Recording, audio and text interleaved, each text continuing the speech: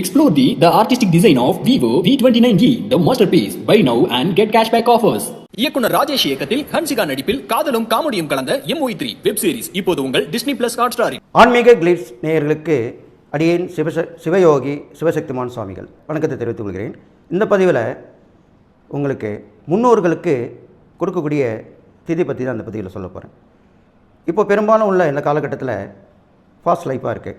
அந்த காலத்தில் கரெக்டாக அந்த திதி தேவசம் வரும்போது வேலைக்கு போகிறவங்க லீவ் போட்டுருவாங்க, வீட்டில் தான் இருப்பாங்க.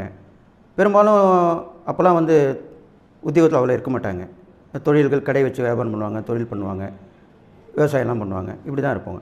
அப்போ அவங்க இருந்து என்ன பண்ணுவாங்க, காலையிலே குளிச்சுட்டு ஆச்சாரியரை கூட்டின்னு வந்து வீட்டில் கொடுப்பாங்க. இல்லைனா குளக்கரை, ஆற்றங்கரை, ஏரிக்கரை, கடற்கரை இது மாதிரி இடங்கள்லாம் அந்த திதியை கொடுத்துட்டு வருவாங்க. முறைப்படி அதை கொடுப்பாங்க. அது காலையிலே பண்ணிடணும். அது வரைக்கும் நம்ம மற்ற தினசரி பண்ணக்கூடிய பூஜை எல்லாமே நிறுத்திடணும். அன்றைய ஒரு நாள் மட்டும் அந்த திதி கொடுக்கும்போது, அமாவாசையிலும் சரி அந்த திதி கொடுக்கும்போதும் சரி, காலையில் வீட்டில் கோலமும் போடக்கூடாது. ஏன்னா அன்றைய முன்னோர்கள் வரக்கூடிய நேரத்தில் கோலம் போடக்கூடாது. இதெல்லாம் கடைப்பிடிச்சி வரணும்.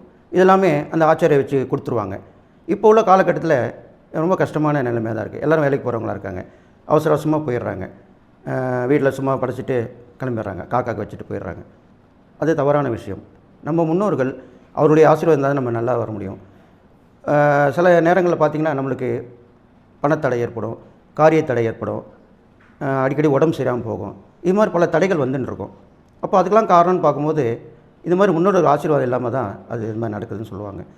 அப்போது என்ன பண்ணணும்னு கேட்டிங்கன்னா, கொஞ்சம் காலையில் அதுக்காக நேரம் ஒதுக்கி நீங்கள் பர்மிஷன் கூட போட்டு வரலாம். வேலையில் இருக்கிறவங்க அதுக்காக நேரம் ஒதுக்கி சூரிய உதயத்தில் தான் இது பண்ணணும், காலையிலே பண்ணிடணும்.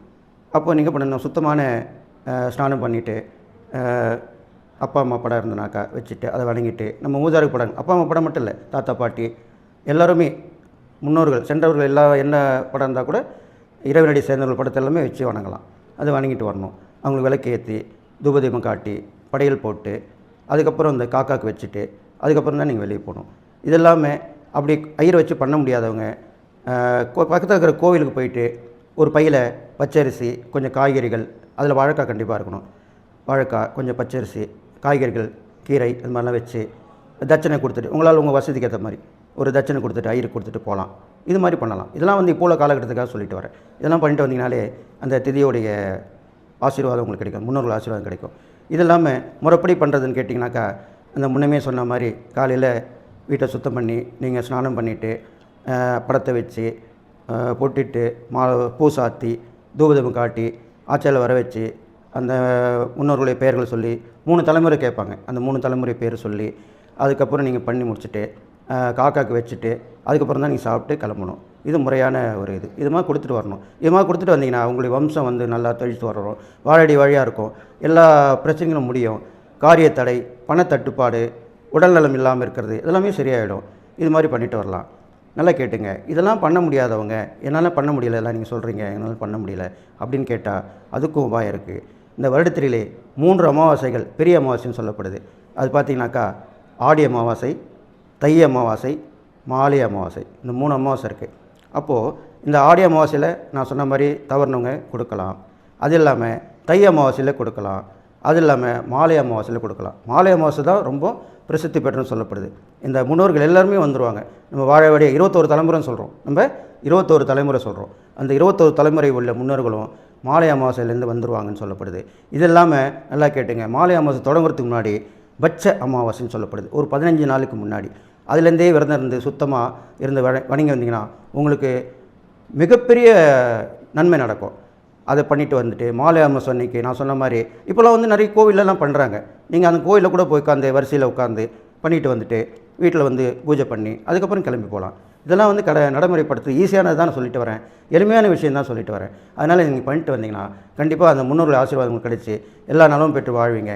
அதனால் இதை கடைப்பிடிச்சிட்டு வாங்கன்னு சொல்லி இப்போ வரக்கூடிய மாலை அமாவாசை வரப்போகுது. அந்த நாளில் இதை மாதிரி கடைப்பிடிச்சிட்டு வாங்க, வீட்டில் பண்ணிட்டு வாங்க. அப்படி முடியாதவங்க கோயிலில் போய் கொடுத்துட்டு வாங்க. முன்னோர் ஆசீர்வாதம் தான் முக்கியமானது. எப்படி நம்ம குலதெய்வம், என்னுடைய குருநாதர் சொல்லியிருக்கார் மகா பெரியவா, குலதெய்வம் அருள் இல்லைன்னா மற்ற எந்த தெய்வம் அருளும் கிடைக்காது.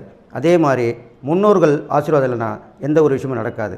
அதனால் நீங்கள் இந்த வரக்கூடிய மாலை அமாவாசையில் இந்த விரதத்தை கடைப்பிடிச்சு கண்டிப்பாக செஞ்சவங்களும் செய்யாதவங்களும் நல்லா கேட்டுங்க. மாலை அமாவாசையில் இன்னொன்று சொல்லப்படுது, நல்லா கேட்டுங்க. நம்மக்கிட்டக்கு நம்மளுடைய முன்னோர்கள் மூதார்கள் மட்டுமல்ல, நமக்கு நெருங்கி பழகியவர்கள் இறந்திருந்தாலும் அவர்களுக்கும் மாலை அமாவாசையில் கொடுக்கலான்றது சாஸ்திரம் சொல்லுது. உங்களுடைய நெருங்கிய நண்பர்களாக இருக்கலாம், நெருங்கிய தோழியாக இருக்கலாம், அவங்களுக்கு யாரும் பண்ண முடியாமல் இருக்கலாம்.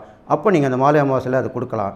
இது இல்லாமல் வசதி இருக்கிறவங்க காசி, கயா அது மாதிரிலாம் போயிட்டு வரலாம். அது மாதிரி ராமேஸ்வரம் இந்த மாதிரி ஸ்தலத்தில் போய் பண்ணிட்டு வருது இன்னும் விசேஷம். இதெல்லாம் இல்லாமல் கடற்கரை பக்கத்தில் இருக்கவங்க இன்னும் பண்ணால் விசேஷமாக இருக்குன்னு சொல்லிவிட்டு இந்த முன்னோர்கள் திதி கொடுத்தா கண்டிப்பாக நல்லது நடக்கும். அதை தவிர்த்துட்டிங்கன்னா இந்த மாதிரி பிரச்சனைகள் வந்துக்கிட்டு தான் இருக்கும். அதனால் நீங்கள் இதை கடைப்பிடிச்சி வந்தால் உங்களுக்கு எல்லா நலமும் பெற்று வாழ்வீங்கன்னு சொல்லி என்னுடைய நன்றியை தெரிவித்துக் கொண்டு விடைபெறுகிறேன்.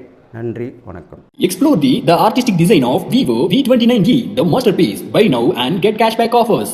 இயக்குனர் ராஜேஷ் இயக்கத்தில் ஹன்சிகா நடிப்பில் காதலும் காமெடியும் கலந்த MOE3 வெப் சீரிஸ் இப்போது உங்கள் டிஸ்னி பிளஸ் ஹாட் ஸ்டாரில்.